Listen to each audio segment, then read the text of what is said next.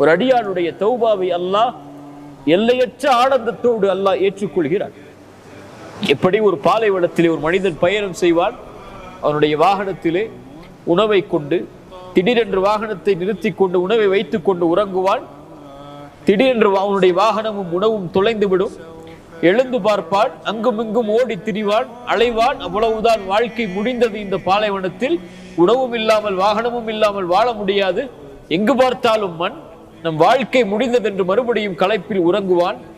மறுபடியும் விழித்து பார்ப்பான், அவன் கொண்டு வந்த உணவும் வாகனமும் அவனுக்கு முன்னால் இருக்கும். அப்போது அல்லாஹ்வை பார்த்து சொல்லுவான், அல்லாஹும்ம அன்த அபதி வ அன ரப்புக். யா அல்லாஹ், நீ என் அடிமை, நான் உன் எஜமானன்.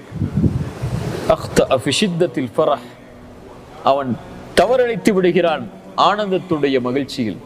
எப்படி இவன் ஆனந்தம் அடைகிறானோ, இவனை விட தன்னை விட்டு நீங்கிய அடியான் தன்னை நோக்கி வரும்போது அல்லாஹ் எல்லையற்ற மகிழ்ச்சி அடைகிறான்.